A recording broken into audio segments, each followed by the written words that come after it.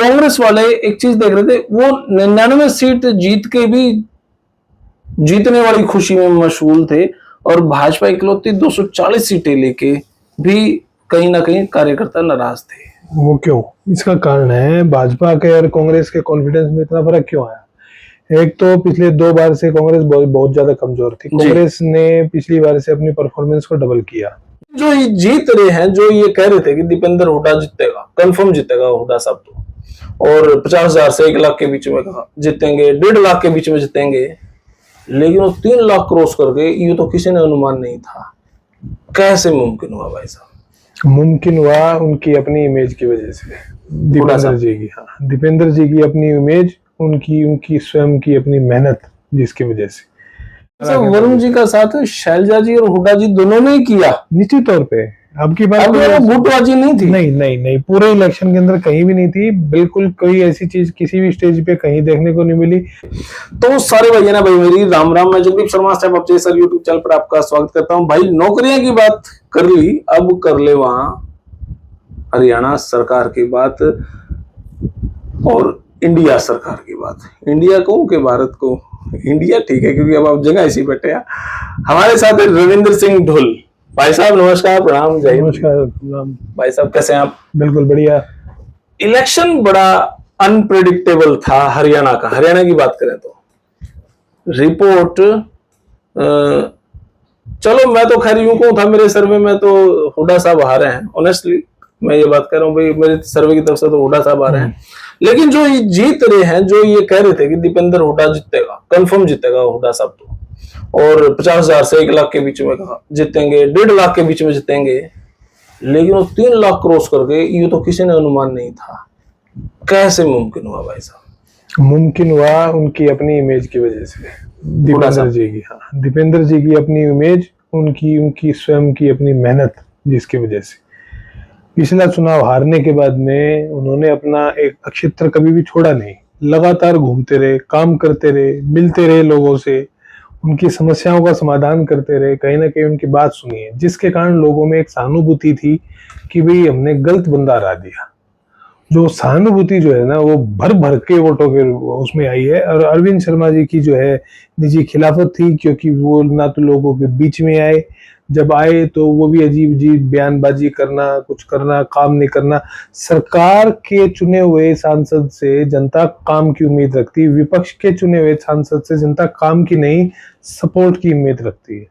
सरकार का चुना हुआ सांसद क्षेत्र में ना आए, काम ना करे, और उसके खिलाफ इतना मजबूत नेता खड़ा हो तब भी काम ना करे, रिजल्ट तो प्रेडिक्ट किया ही जा सकता है। बहुत खतरनाक रिजल्ट था सर। बिल्कुल। सिरसा लोकसभा की बात करें, सिरसा में ऐसा क्या समीकरण था कि तंवर साहब इतनी वोटों से हार गए? पहले तो शैलजा जी ने 3,07,000 वोटों को अपने कब्जे में किया, फिर इतनी ही वोट और ली, बहुत बड़ी जीत है भी। ऐसी भी तंवर की क्या खिलाफत? सिरसा के समीकरण और रोहतक के समीकरण में कुछ एक बेसिक सा फर्क क्या है? मैडम शैलजा इससे पहले 2 बार वहां पे सांसद रह चुके हैं, उनके पिता भी सांसद रह चुके हैं, तो उनकी अपनी स्वयं की तो छवि थी ही। लंबे समय से लोगों की, कार्यकर्ताओं की एक डिमांड थी कि वो सिरसा से लड़े, ठीक है। तो अब की बार उन्होंने लड़ने का फैसला किया।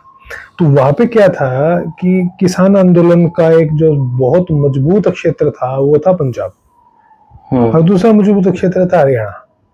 सिरसा की बेल्ट है पंजाब की बॉर्डर बेल्ट, जहाँ पे बड़ी आबादी में सिख कम्युनिटी भी है, ठीक है, और बड़ी आबादी में अदर कम्युनिटीज जो कि किसान आंदोलन में कृषक समाज के साथ जो है बॉर्डर पे बैठी थी 2 साल तक। तो लोगों में भाजपा के प्रति एक स्वाभाविक रोष था, बहुत जबरदस्त। फिर मौके पे अशोक तंवर जी ने जिस प्रकार पार्टी को शिफ्ट करके आम आदमी पार्टी को छोड़ करके और इसको अंदर किया, अब आम आदमी पार्टी के लिए कहीं ना कहीं सिखों में थोड़ा सा एक सॉफ्ट कॉर्नर, इसलिए कि पंजाब के अंदर सरकार है इनकी, तो आम आदमी पार्टी को छोड़ करके एकदम से सरकार के अंदर शिफ्ट करना और टिकट लेके आना। अशोक तंवर जी जो है भाजपा के नेताओं के साथ में, भाजपा के कार्यकर्ताओं के साथ में तालमेल शुरुआत से आखिर तक बना ही नहीं पाए, जिसके कारण उनकी हार जो है इतनी बड़ी हुई। यही कारण मेरे ख्याल से आपके अम्बाला में भी रहा। अम्बाला के अंदर भी यही कारण था कहीं ना कहीं, क्योंकि कटारिया साहब के जो है देहावसान के बाद में, उनकी डेथ के बाद में बंतो जी के, क्योंकि उनका खुद का निजी संपर्क कोई था नहीं कार्यकर्ताओं के साथ में, तो कार्यकर्ताओं के साथ में उनका संपर्क टूटा।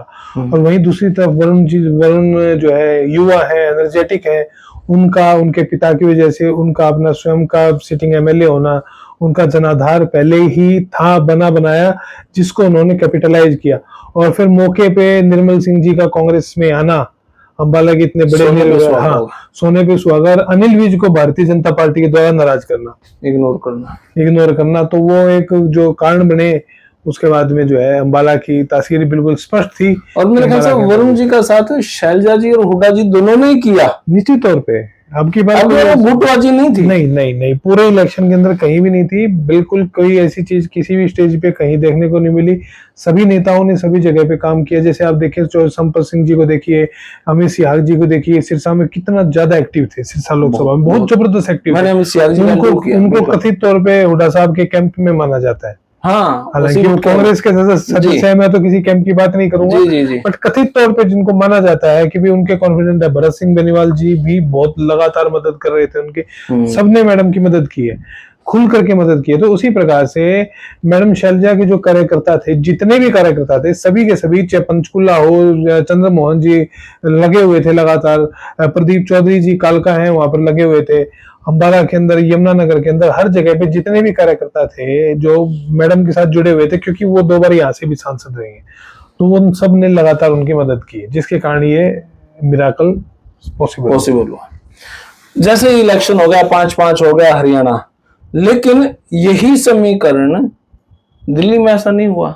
दिल्ली में साथ के साथ भाजपा ने क्लीन स्वीप कर दिया। दिल्ली के अंदर इसलिए किया कि क्योंकि एक तो जहां तक बात कांग्रेस की है, तो कांग्रेस की मेरी खुद कई जगह पे दिल्ली के अंदर बात हुई, तो वहां पे कार्यकर्ताओं में टिकट डिस्ट्रीब्यूशन को लेकर के नाराजगी थी दिल्ली। ये तो भाजपा के कार्यकर्ता भी कहते हैं हरियाणा में भी टिकट डिस्ट्रीब्यूशन अच्छा नहीं हुआ भाजपा का। हाँ, तो उसका कांग्रेस को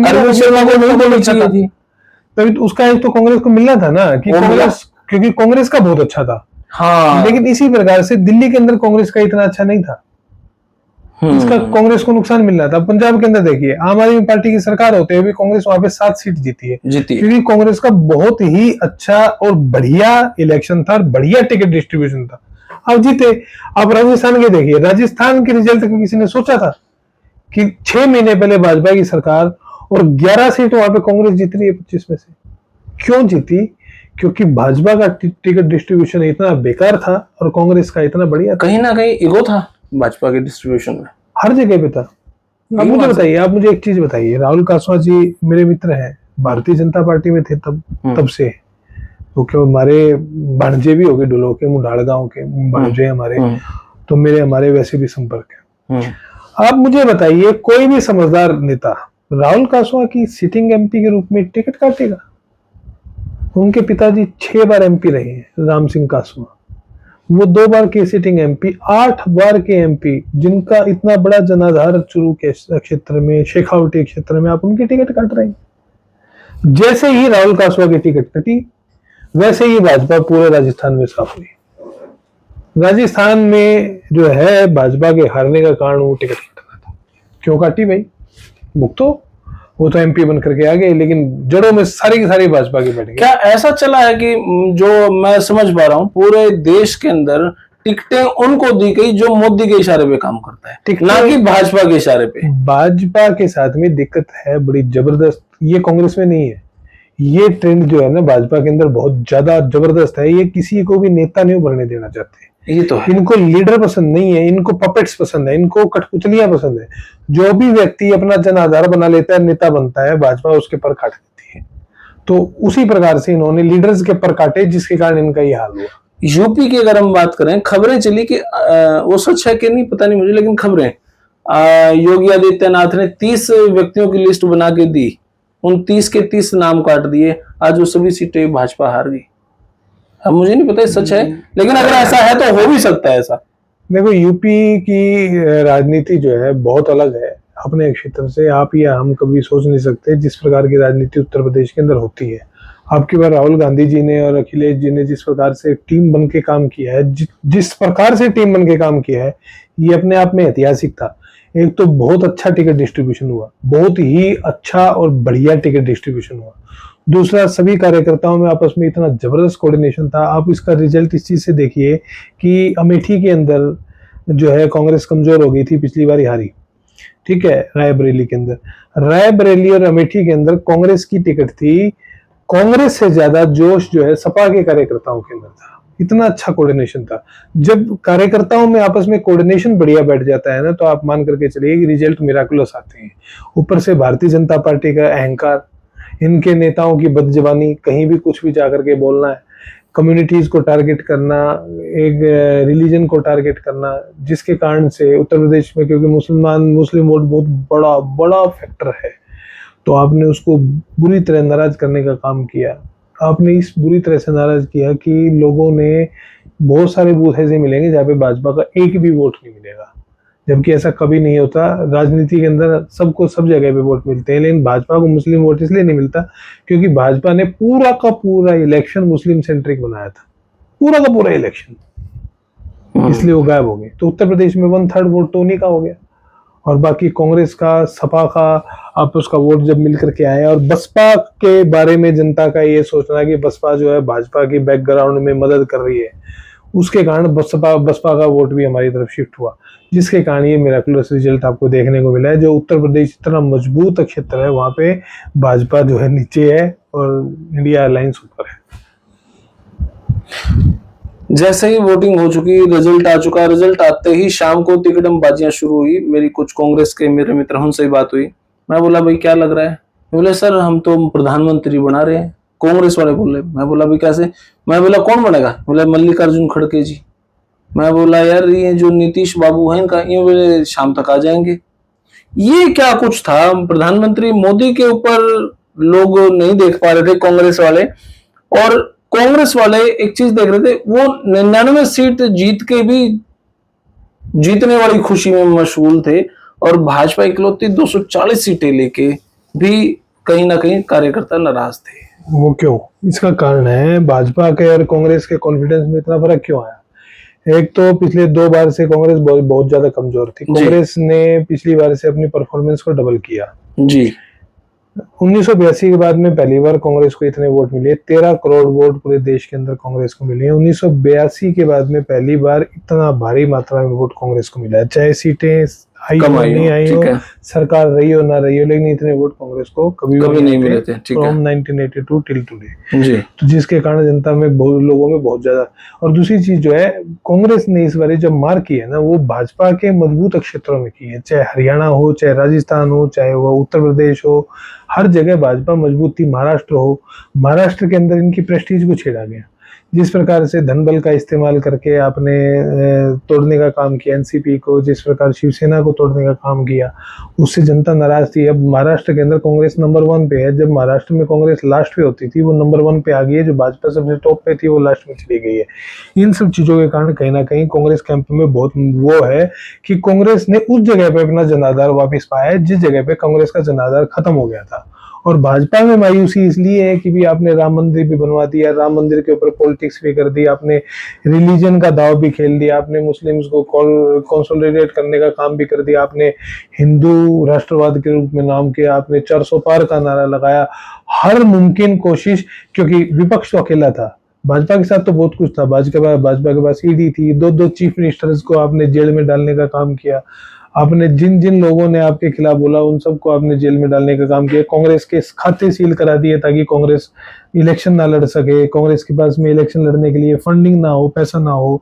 इस प्रकार का इलेक्शन लड़ने के बावजूद भी भाजपा 240 पे रुक गई। यदि ये संसाधन भाजपा के पास ना होते, इक्वल संसाधन होते, सरकार और विपक्ष के बारे में को बराबर से यदि ये लड़ाई लड़ने का मौका मिलता, भाजपा 100 पे होती और विपक्ष होता 400 पे। लेकिन ऐसा नहीं हुआ क्योंकि बड़ा अनइक्वल फाइट थी। कांग्रेस के पास में इलेक्शन लड़ने का पैसा, सुप्रीम कोर्ट जाकर के आपके अपने खाते खुलवाने का काम करते हैं, वो भी आप लिमिटेड एक्सटेंट। ये क्या है? 2 चीफ मिनिस्टर्स को आपने जेल में डाला हुआ। हेमंत सोरेन के खिलाफ कोई आरोप है, वो उसको आरोप कहते हैं। तो जिस व्यक्ति ने कथित तौर पे कथित तौर पे माइन अपने नाम पे लॉट करी है, वो वही व्यक्ति था जिसको जैसे इस बात की जानकारी हुई कि भी आपसे सिग्नेचर हो गया किसी फाइल के ऊपर, उन्होंने उसको कैंसिल करने का भी काम किया। जिस व्यक्ति ने कोई गैर कानूनी बेनिफिट लिया ही नहीं, आपने उस कथित बेनिफिट के लिए उस सिटिंग चीफ मिनिस्टर को जेल में डालने का काम किया। ये क्या है? तो अब हरियाणा पे मैं वापस आ जाता हूँ घूम फिर के। हरियाणा की राजनीति में 4 महीने बाद इलेक्शन है, 3 महीने बाद उम्मीद है कि आचार संहिता लग जाएगी और फिर इलेक्शन हो जाएंगे। तो हरियाणा में मुख्यमंत्री कौन होगा? हुड्डा साहब या कुमारी शैलजा?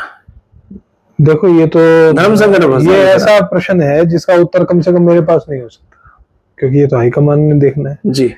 हाँ, निश्चित तौर पे चौधरी भूपेंद्र सिंह हुड्डा से मजबूत नेता कोई भी नहीं हरियाणा के अंदर। उनकी लीडरशिप के अंदर वर्तमान में भी चुनाव लड़ा गया था, इसमें भी कोई शक नहीं है जी। तो अगला चुनाव भी हम मान करके चल रहे हैं कि चौधरी भूपेंद्र सिंह हुड्डा जी की ही लीडरशिप में लड़ा जाएगा। मुख्यमंत्री कौन बनेगा कौन नहीं बनेगा ये फैसला हाईकमान ने करना है। दावा सभी नेताओं का मौजूद है। आपके हिसाब से आज तक आपके जितने भी इंटरव्यू लगभग सभी 99.9% कामयाब रहे हैं। आपने जो कहा एक्सेप्ट वो हुआ है। कितनी सीट कांग्रेस की आ जाएंगे आपकी बार? कांग्रेस 70+ जाएगी। जिस प्रकार का रोष भारतीय जनता पार्टी के खिलाफ हरियाणा में है कि लोकसभा में मोदी फैक्टर होते हुए भी आज जो है भाजपा 46 सीटों पे हारी है हरियाणा के अंदर। 70 सीट कांग्रेस की, भाजपा की 70+। भाजपा तो फिर आप देख लो, बाकी 20 के अंदर भाजपा और सारा विपक्ष आ गया, बाकी की पार्टियां। क्या आम आदमी पार्टी के साथ कांग्रेस लड़ेगी? नहीं, अकेले वही ट्रायंगल शेप में भाजपा फिर प्रॉफिट लेगी? नहीं, आम आदमी पार्टी का हरियाणा में कोई जनाधार नहीं। यहाँ पे कुरुक्षेत्र के अंदर भी इनको वोट जो है कांग्रेस के नाम से मिली है। कांग्रेस का कार्यकर्ता ना होता तो इनको इतने वोट भी नहीं मिलते जितने इनको मिले, कोई मतलब नहीं। अभय सिंह चौटाला जितने वोट मिलते? अभय सिंह चौटाला जी से भी कम वोट मिलते अगर ये अकेले होते तो। अभय सिंह जी के पास तो फिर भी ज्यादा वोट है। ओके। तो राजनीति को लेकर फाइनली क्या कहना चाहेंगे सर आप? राजनीति आने वाला समय हरियाणा में कांग्रेस का है। निश्चित तौर पे हरियाणा भी और साथ में जो चुनाव होंगे महाराष्ट्र में, दोनों जगह पे कांग्रेस की सरकार बनने जा रही है, इसमें कोई शक नहीं है। और हम भारतीय जनता पार्टी को सत्ता से बाहर करने जा रहे हैं। तो भाई यह वीडियो आपने किसी लगी? और राजनीति में सब कुछ अनप्रेडिक्टेबल था, लोकसभा का चुनाव और अब विधानसभा का चुनाव साफ साफ दिखाई देने लग रहा है भाई कांग्रेस के हक में जा रहा है। भाजपा की नौकरियों की गलत रणनीति, भाजपा का थोड़ा सा माहौल बदलता हुआ जो दिखाई देने लग रहा है कि भाजपा का गेड़ा बार नहीं लगेगा। वही 10 साल हो रहे, 10 साल ये रहे, फिर आगे 10 साल रहोगी शायद कांग्रेस। देखते हैं। फिलहाल यह वीडियो में किसी लगी कमेंट बॉक्स में अपनी राय दे। तब तक लेते हैं। जय हिंद, भारत माता की जय। Thank you.